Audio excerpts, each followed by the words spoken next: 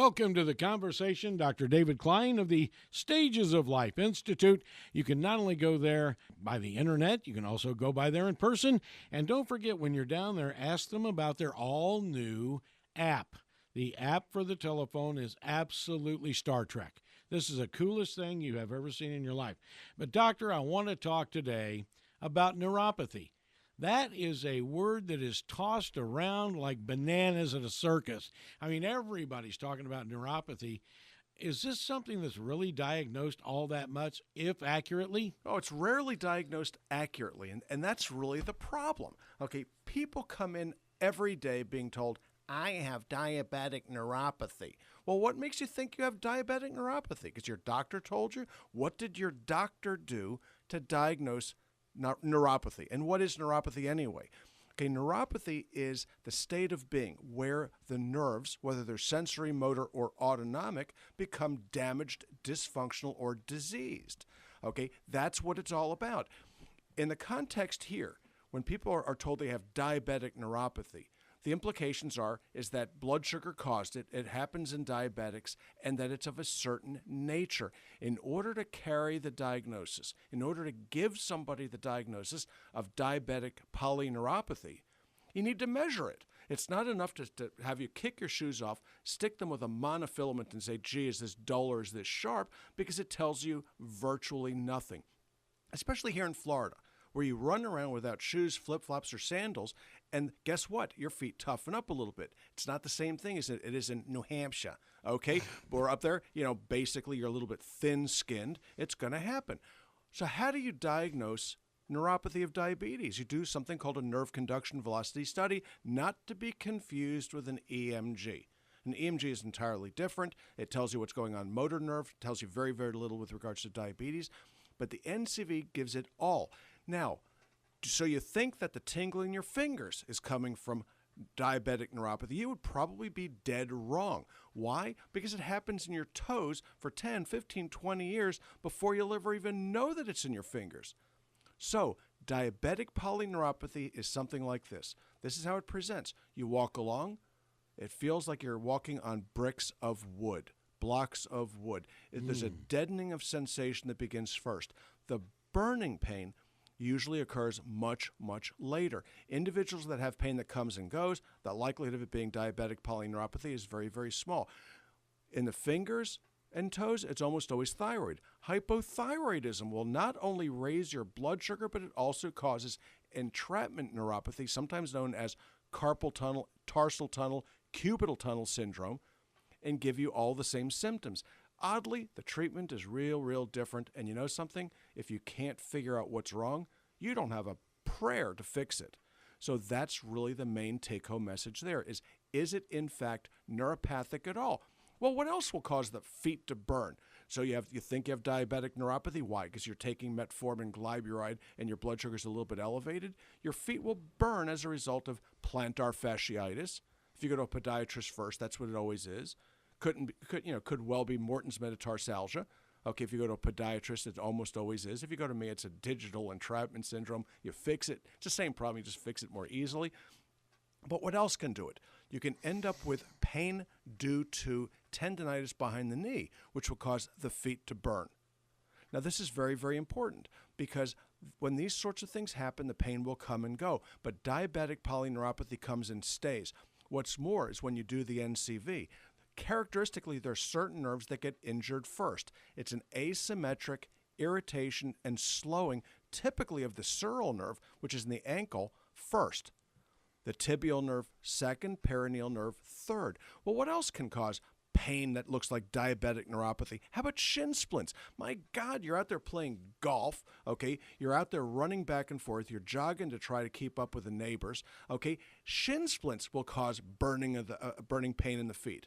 Shin splints, for God's sake. You weren't active since you were in high school. Now you're out there running around like crazy again. Your feet hurt. Wondering why? What else can you do to damage your feet? How often do you change your shoes? How often do you change your tennis shoes, your running shoes? They don't last forever. In fact, they may not last 6 months. okay, they're supposed to be replaced. So if you're out there banging the heck out of your feet because you're too cheap to buy a replacement pair of shoes, then you deserve to have foot pain, for God's sake. All right, very good. You know, it's talked about on TV. It's every commercial that comes on that's not talking about antioxidants. They're talking about neuropathy. It's so misunderstood. So people do walk in the door of your clinic, or people will call our show, and they got diabetic neuropathy. They're just sure they do.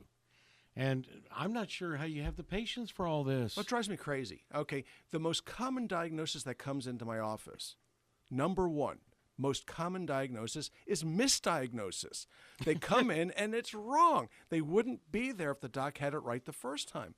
But you can't guess with these things. Okay, there is no guesswork. None whatsoever, because each and every person's a little bit different. We're all the same that way. We're all different. Okay, and we have to be treated as individuals. So when you go to the doctor's office, they say, "Oh, well, it looks like diabetic neuropathy to me." The better question then becomes why. What makes you think this is diabetic? I've had people come into my office being told they had diabetic neuropathy and they didn't have diabetes. Now, if that makes any sense, you're going to have to help me with this one. It takes very, very high levels of blood sugar, decades, to give you diabetic neuropathy. It's not the first sign of blood sugar issues. It's one of the last. You know what I call this?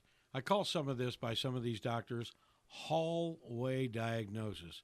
And when I say that, you'll probably remember 5 or 6 years ago when you first started it here, you were walking down the hall, and I was talking with a doctor who was no longer on this station, no longer even in this market. And I said, "I'm having this problem, and it's really starting to bother me." And you were standing right next to him, and he said, "You're undergoing kidney failure." You better kidney failure? What? Yeah, you do. And I looked at Dr. Klein, and it was something so simple. I think I was eating the wrong food or something. It was an easy issue, but as I recall, that was the only organ system that you had that was normal.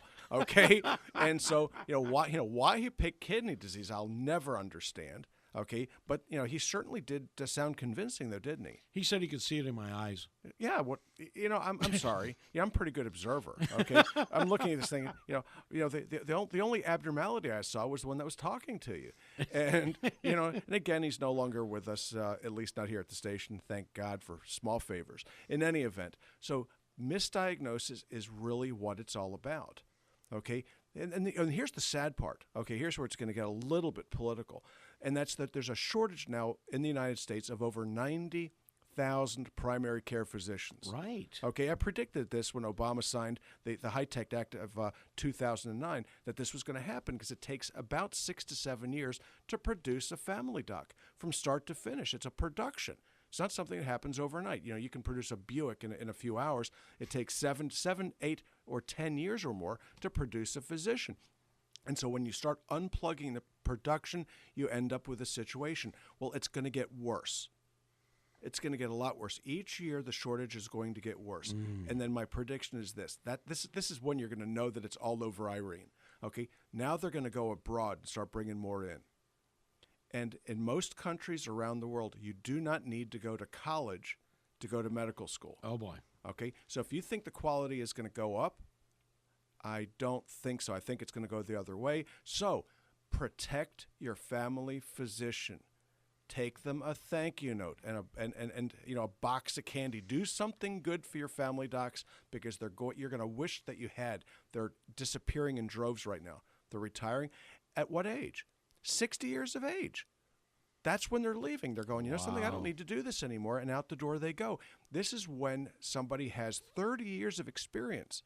Then they can look at you and say, I've seen this one before. I have seen this rare condition before. I have seen this. Recently I had a kid come in with mumps. Okay, kid's 16 years old. Okay, well known to us both. Okay, and so she was told, she may have an abscess of the tooth, abscess here, infection there. She came in. I said, no, I'm not going to prescribe an antibiotic without looking at her. She came in. I put my hands on the cheeks, smiled, and said, no, this is the mumps. Okay, all right. How many docs have actually seen mumps in an adult? Oh, probably never. Okay, you see it 3 or 4 times over a 30-year period. You know what you're going to do. Instead of sending the kid up for an MRI, antibiotics, and trashing this poor child for little more than mumps, which, by the way, when you're an adult and you get mumps, it's a disaster.